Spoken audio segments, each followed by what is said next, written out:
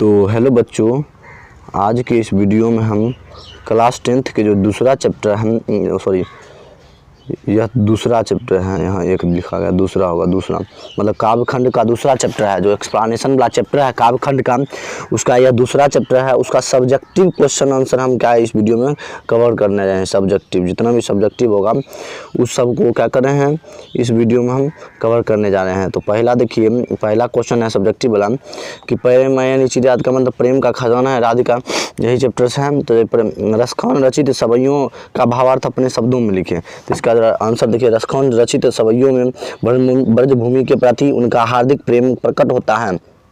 सवैयों में उन्होंने कहा है कि ब्रजभूमि की एक एक वस्तु, स्थान, सरोवर, कटीले, झाड़ियाँ सुखदायक, और क्योंकि यहाँ ब्रह्म के अवतार श्री कृष्ण का अवतरित है, मतलब कि वहाँ पर एक भी धारी क्या अब देखिए कह रहा है कि रसखान ने मालिन किन्हें और क्यों कहा।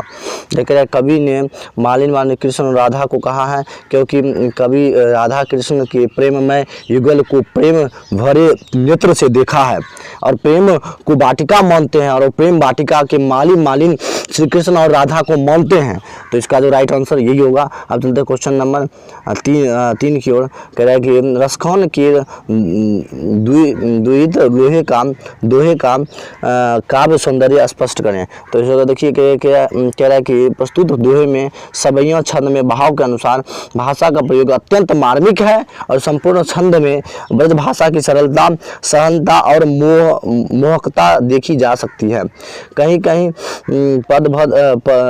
तद्भव और तत्सम के समासिक रूप भी मिल सकते हैं। तद्भव के समासिक और समास पढ़े थे, जैसे राधा कृष्ण का दुगु समासिक तरह हुई है। और कृष्ण को चोर क्यों कहा गया है, कवि का अभिप्राय क्या स्पष्ट करें। मतलब कृष्ण को चोर क्यों कहा गया, देखिए कवि कृष्ण और राधा को प्रेम में मनमुग्ध हो गए हैं और उनकी मनमोहक छवि को देखकर मन पूर्णतः उस युगल में रम जाता है। इसलिए उन्हें लगता है कि इस दोहे से मन रूपी मानी को कृष्ण ने चुरा लिया। मन रूपी मानी का मतलब मन का जो उसका कृष्ण ने चुरा लिया है। यही है क्वेश्चन नंबर देखिए 5 नंबर में पूछता है 5 नंबर में लॉन्ग आंसर क्वेश्चन में। तो प्रेम यानी श्री राधिका कलिल के कुंजन ऊपर बारो कविता का सारांश लिखिए। तो इतना बड़ा सारांश आपको लिखना पड़ेगा क्योंकि आपको नंबर लाना है 400 प्लस, तो एकदम पूरा लिखना पड़ेगा। कह रहा है कि पाठ्य पुस्तक में प्रेम यानी श्री राधिका शीर्षक के अंतर्गत 4 दोहे संकलित हैं तथा कलिल के कुंजन ऊपर बारो शीर्षक कविता के अंतर्गत एक सवैया संकलित है। रसखान कवि कहते हैं कि श्री राधिका प्रेम की खान है और कृष्ण का सारा व्यक्तित्व प्रेम के रंग में सराबोर है, और प्रेम रूपी वाटिका प्रमोदन के दोनों मालिन है। प्रेमिका राधा की आंखों जिससे कृष्ण की आंखों से मिली है, तब से यह कृष्ण मिलन के लिए बेचैन रहने लगे हैं।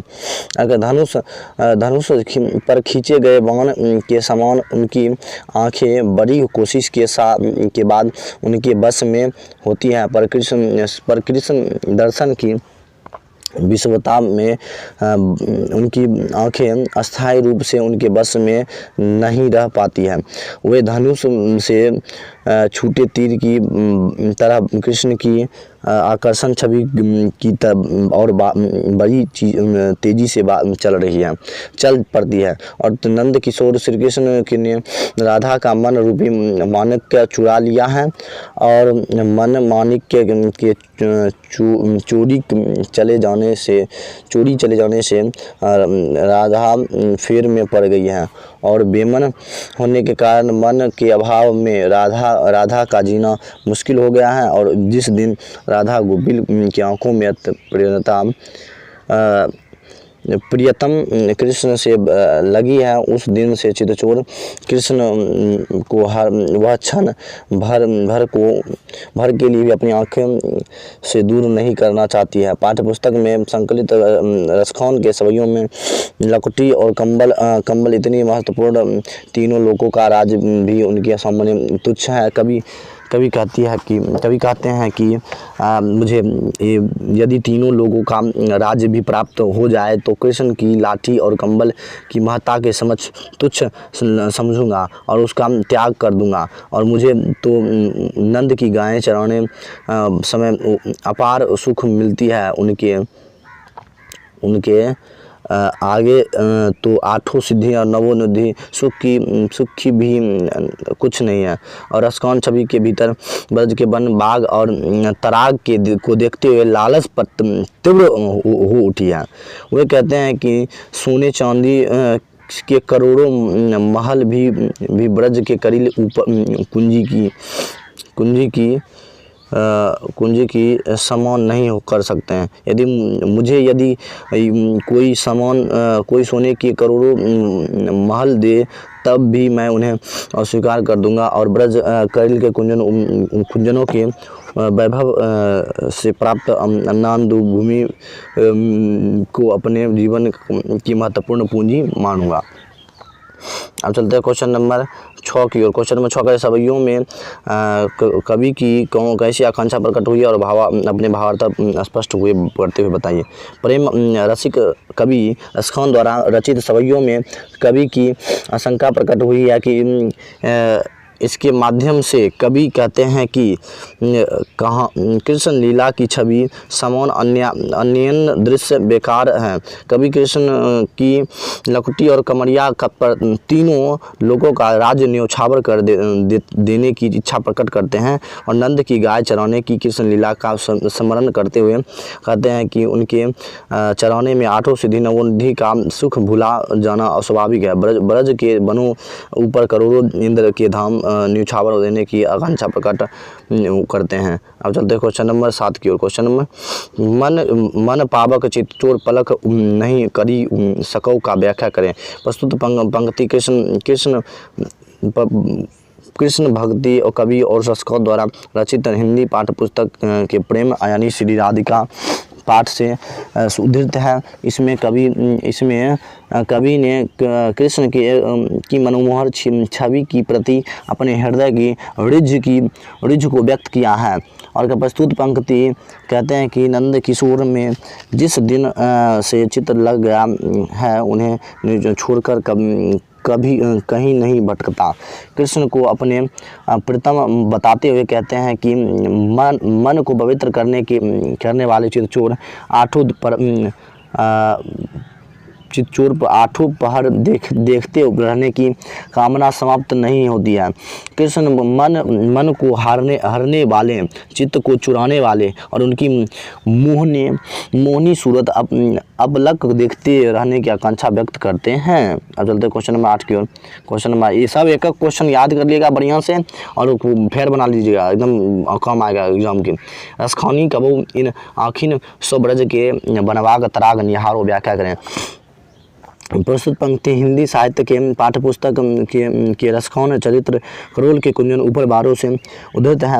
और प्रस्तुत पंक्ति में कवि कृष्ण ब्रज पर अपना जावन सर्वस्व न्यौछावर कर देने की भावना विदग्धता मुखरित करते हैं। प्रस्तुत व्याख्या पंक्ति के माध्यम से कवि कहते हैं कि ब्रज की बगीचा में तालाब की प्रति सुशोभित पर अनुपम है और इन आँखों से उनकी शोभा देखते बनती है। और कवि कहते हैं कि ब्रज के तीन वनों के ऊपर अति रमणीय सुशोभित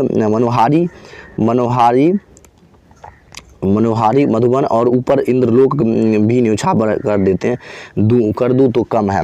ब्रज के मनमो इन तालाब पर बाग की शोभा देखते हुए कवि की आंखें नहीं थमती। इनकी शोभा निरंतर निहारते रहने की भावना को कवि ने इस पंक्ति की अभिव्यक्ति किया है।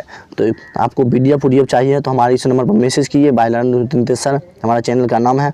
और वीडियो को लाइक शेयर सब्सक्राइब एकदम 400+ नंबर लाना है तो एकदम इस चैनल से जुड़ जाइए। एकदम PDF धीरे धीरे मिलता जाएगा, पूरा सब चैप्टर का PDF मिलेगा, क्योंकि आपका फर्स्ट टर्मिनल एग्जाम आने वाला है तो उस तरह से तैयारी भी करना। फर्स्ट टर्मिनल एग्जाम आता है तो उससे आप नहीं तो फर्स्ट टर्मिनल एग्जाम आइएगा और कहिएगा वायरल क्वेश्चन दीजिए, ये दीजिए वो आप बढ़िया से पढ़ के दीजिए। तो वायरल क्वेश्चन क्या है, अपना चुपचाप एकदम मेहनत कीजिएगा। चलिए वीडियो को लाइक शेयर सब्सक्राइब।